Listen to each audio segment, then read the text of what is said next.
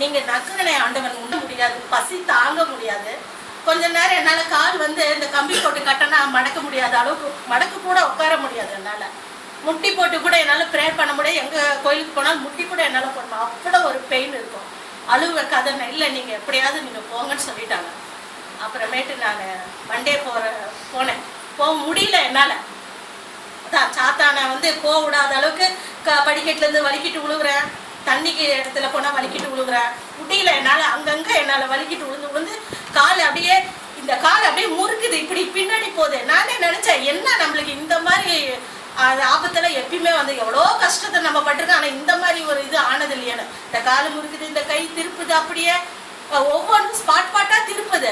நான் என்ன ஆனாலும் சரி, ஏசப்பா உங்களை நம்பி நான் வரணும் ஏசப்பான்னு பைபிளை வச்சு வச்சு வச்சு வச்சு அழுந்து கதறி கேட்கும் போது தானே அந்த கை கால் அப்படியே இதாகி அப்படியே சரியா தலை சீவில, மூஞ்சி கூட சரியா நான் கழுவல, எந்த ஒரு எதுவும் தோடு கூட போட மறந்துட்டேன். அந்த மாதிரி நான் வந்து ஆண்டவரை தேடி போனேன். ஃபர்ஸ்ட் நாள் போகும்போது உடம்பெல்லாம் அப்படியே பாம்பு நெளியும் இல்லைங்களா, அந்த மாதிரி நெளியிறேன், கழுத்து வலிக்குது, முட்டியவே என்னால் முடியல. அந்த இடத்துல உட்கார எந்திரிச்சு போயிடலாமான்னு நினச்சேன். என்ன இருந்தாலும் படிக்கணுன்ட்டு பைபிள் எடுத்து படித்தேன். அப்புறம் கொஞ்சம் உட்கார ஆரம்பித்தேன். அந்த ஃபஸ்ட்டு ஒரு நாள் அங்கேயும் இங்கேயும் கண்டுபிடிச்சி அந்த இடத்துக்கு போய் சேர்ந்து ரொம்ப இந்த மேடம் கூட பார்த்துருக்காங்க என்ன டெய்லியும், என்னங்க இவ்வளோ நேரம் உட்காந்துருக்கீங்க, என்னப்பா எவ்வளோ இன்னும் காலையிலேருந்து இவ்வளோ நேரம் கொஞ்சம் சாப்பிட கூட இல்லைங்களான்னு. இல்லைங்க சத்தியம் சொன்னாங்க, அதனால் உட்காந்துருக்கேன், இந்த மாதிரி எனக்கு உட்காரணுன்ட்டு. ஆனால் அந்த பசி எங்கே போச்சுன்னு தெரியலைங்க, அந்த உடம்பு வலி எங்கே போச்சுன்னு தெரியல, கை கால். 2வது நாள் போனேன். ஜபமாலை வந்து எனக்கு சொல்லவே தெரியாது, ஏன்னா நான் என்ன ஞானஸ்தானம் கூட எடுக்கலை. நான் வந்து 6 மந்த் ஆச்சு ஆண்டவர்களை வந்து அவங்க சொல்லி கொடுத்தாங்க. எனக்கு டக்குன்னு புரிஞ்சுது, அந்த ஜபமாலை புரிஞ்சுக்கிட்டு நான் சொன்னது கரெக்டாக போச்சுட்டாங்க. அதை சொல்லிட்டு நான் கண்ணை மூடிக்கிட்டு இருக்க அசந்து, அந்த உச்சியிலேருந்து ஆண்டவருடைய சிலுவை வந்து அப்படியே சுருண்டு வந்து இங்கே ஒரு குத்துச்சுங்க எனக்கு. ஐயோ அம்மா முடியலையே அப்படின்னு சொல்லிட்டு நான் அப்படியே பிடிச்ச மாதிரிங்க. கொஞ்ச நேரத்தில் அந்த உடம்புல இருக்கிற அந்த என்னமோ என் மேலே விட்டு போன மாதிரி இருந்துச்சு. மறுபடியும் 3வது நாள் ஒரு சந்தோஷம் வந்துருச்சு. ஐயோ ஆண்டவர் தேடி போகணும், சாப்பிட அந்த டீ போட குடிக்க எந்த வீட்டு வேலை கூட்டணும்னு கூட அவசியம் இல்லை எனக்கு. ஐயோ ஆண்டவர்கிட்ட முன்னே போய் ஆகணுன்ட்டு நான் கிளம்பி போயிட்டேன். போன பிறகு அங்கே 3வது நாள் உட்காந்தோன்னே எனக்கு நல்ல அங்கெல்லாம் ஃபாதர்கிட்ட ட்ரெஸ்ஸிங் கிடைச்சது. அங்கே போய் உள்ள கோயிலெல்லாம் போயிட்டேன்.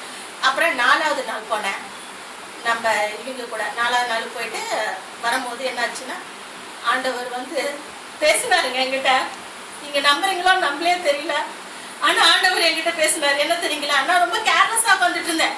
நற்கிற ஆண்டவர் என்னமோ ஒரு கோல்டுங்கிறாங்க, அதுல அப்பங்கிறாங்க, என்ன அது இருக்க போகுது, எல்லாம் முட்டாள்தனமா உட்காருவாங்க போல. நம்ம சரி உட்காந்துதான் பார்க்கலாமே, என்னமோ இந்த 7 நாள் விரதத்துல என்னதான் பண்ண போறாரு பார்க்கலாம், இதையும் தான் பார்க்கலாமே. ஏன்னா நான் இந்து இல்லைங்களா, எனக்கு கிறிஸ்டின் பத்தி அவ்வளவு என்ன இதுன்னு தெரியாது. அப்படியே உட்காந்துருந்து அந்த ஒரு புக் இருக்கு, அந்த புக்ல வந்து மவளே என்னிடம் நீ பேச வேணுமா, அப்ப என்னை நல்லா உற்றுப்பாரு அப்படின்னது அந்த புக்ல வேடு. உடனே நான் சரி உற்றுதான் பார்க்கலான்னு நான் உட்காந்துருந்தாங்க. என்னை சுத்தி ஒரு 10 பேர், எனக்கு பின்னாடி உட்காந்துருக்கேன், எனக்கு சுத்தி முன்னாடி 10 பேர் உட்காந்துருக்காங்க. அவங்க எல்லாம் ஒரு பொம்மை மாதிரி தெரியுறாங்க எனக்கு, கால் கை எதையுமே அசையல. அந்த நற்கரின் ஆண்டவர் மட்டுங்க அப்படியே பிரிஞ்சு இப்படியே இந்த பக்கம் வந்துட்டாரு. என் கண்ணு 2 டோரி கண்ணு ஆகி இந்த கண்ணு 2 இந்த கருப்பு இப்படி வந்துருச்சு.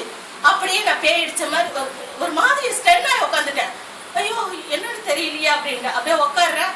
அந்த நற்கரை 2ஆ தெரிஞ்சு, மவளே நான் தான், நீ எனக்காக இவ்வளவு தூரம் கஷ்டப்பட்டு பசியும் பட்னியாக எனக்காக தேடி வந்ததுனால உன் பாவத்தெல்லாம் ரத்தத்தால் கழுவப்பட்டேனம்மா. இனிமேல் உனக்கு எந்த ஒரு இருளும் அண்டாது, உன்னை கிட்ட எதுவும் வராது, உனக்கு நோயும் வராது, எதுவுமே இருக்காதுமா.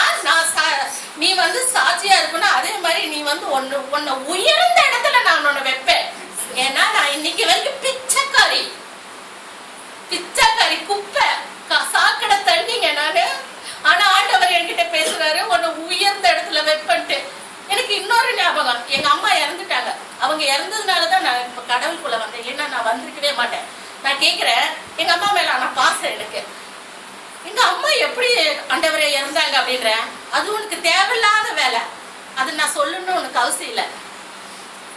நீ வந்து என் பிள்ளை, நான் தான் உன்னை உருவாக்கினேன். உனக்கு அம்மா தம்பி அண்ணா அவங்க எல்லாம் சும்மா ஒரு நிழல்ல போய் நீ நின்னா எப்படி, அப்புறமேட்டு நீ நடந்து போல, அது மாதிரி நான் தான் உன்னை உருவாக்குனேன். நீ என்னுடைய பிள்ளை, அதனால நீ என்ன மட்டும் தேடு, எதையும் நினைக்காது. இன்னைக்கு பொறுத்த அளவுக்கு எங்க அப்பா, எங்க அம்மா, அண்ணன், தம்பி எல்லாமே எங்க குடும்பத்துல இறந்துட்டாங்க. இன்னைக்கு நானே என் பொண்ணு மட்டும்தான் இருக்கிறோம். இன்ன வரைக்கும் எனக்கு ஆண்டவர் 6 மாசம் ஆச்சுங்க. ஒரு வேலை, தொழில், பிசினஸ் எல்லாமே என்னால உடம்புல சரியில்லாத படுத்தது தான். ஆண்டவருக்குள்ள காலடி வச்சதுல இருந்து அன்னையில இருந்து படுக்கிறது, காய்ச்சலும் நோவும் படாத கஷ்டம்.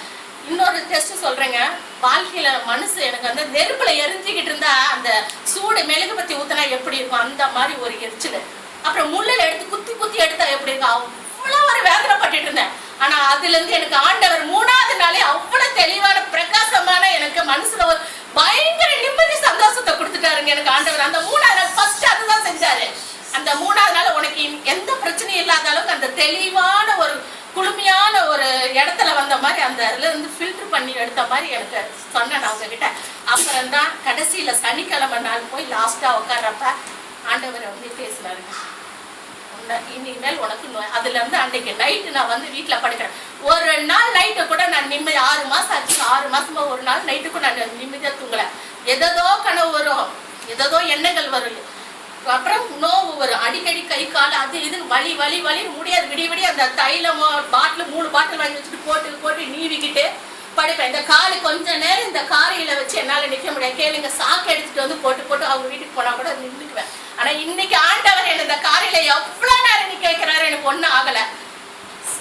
உடம்புல எந்த ஒரு வழியில, ஆனா அன்னைக்கு தூங்கின தூக்கம் என் வாழ்க்கையில என்னைக்குமே தூங்கினது இல்ல. ஒரு சின்ன கணவர்ல நிம்மதியான தூக்கம், நிம்மதியான சந்தோஷம்.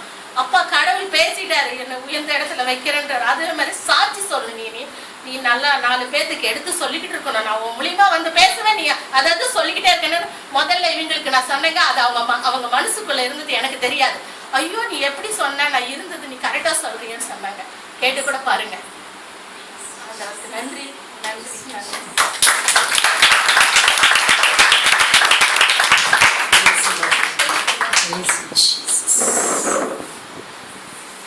நேற்றுக்கு நடந்தது இது. அவங்க உடனே எனக்கு ஃபோன் பண்ணாங்க. வீட்டுக்கு போயிட்டு அவங்க சொன்னாங்க, ஃபோனில் வந்து 2 ரூபா தான் என்னமோ